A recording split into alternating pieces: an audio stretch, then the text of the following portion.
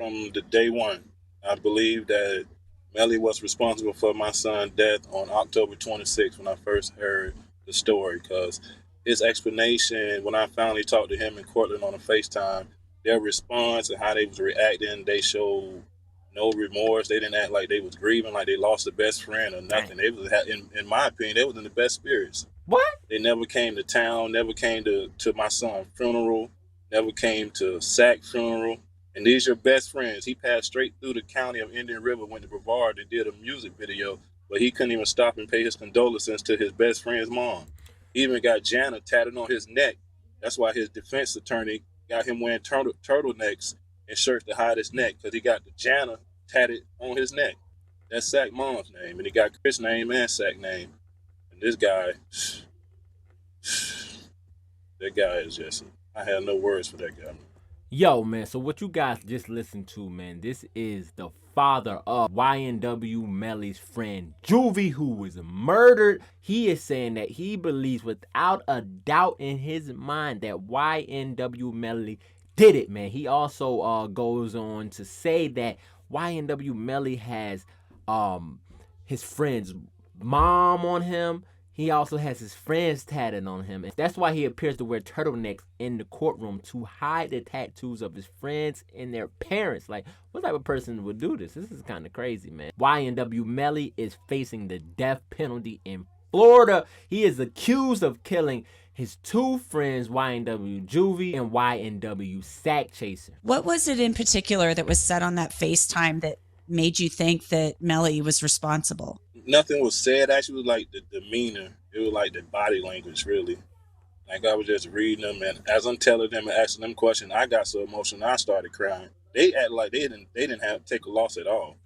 Dang. That's how I took it. That's crazy. And when I was talking to them, I still had in the back of my mind that something's not right. Why do you think this happened?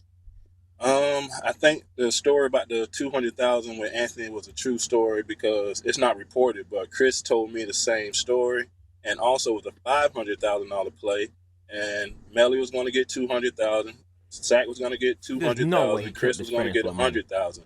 And as I'm hearing it from Chris, they was going to sell the YNW brand. I don't think Melly did it on his own. I think that manager guy got in his ear and did a little divide and conquer. Yo, so the father of YNW Juvy is also saying that 100K Track, who is the manager of YNW Melly, he is even saying that he was in on it as well, in on the murder of the two gentlemen, YNW Juvy and YNW Sack Chaser. I think Melly didn't want to give them guys nothing. He wanted to be the only one to shine. And then they came to town next day and gave the mothers 15,000, the other mother 10,000.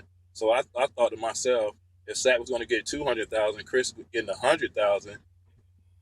If we could pay these people 25,000, keep 275,000, that's how I saw it. Dang. It just nothing added up.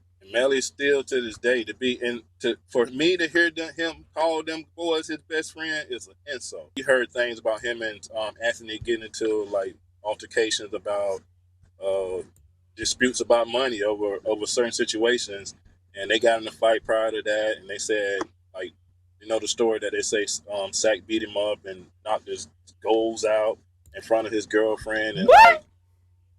2 days later, I think that's when the incident happened. YNW Juvy father is saying one of the reasons why YNW Melly wanted to kill his best friends is because one of them basically beat him up and knocked out his gold teeth 2 days prior to the murder actually happening. They was arguing over some money. Yo, I never heard that story. Have y'all heard that story? She took the side of Melly. She still to this day screams Free Melly all on her Facebook, Instagram. She'll go live with the Free Melly shirts, and they just got her brainwashed with the money. They just showering her with gifts in Portland, and got my daughter just brainwashed to the fact that she wishing the killer of her brother was free. There y'all have it, man. YNW Juvy's father gave his side of the story. He basically believes that YNW Melly did it without a doubt. I want y'all to comment below, man. Do y'all believe that YNW Melly is guilty of this crime, or do you believe he's innocent, man? It's your boy Busy. I'm gone.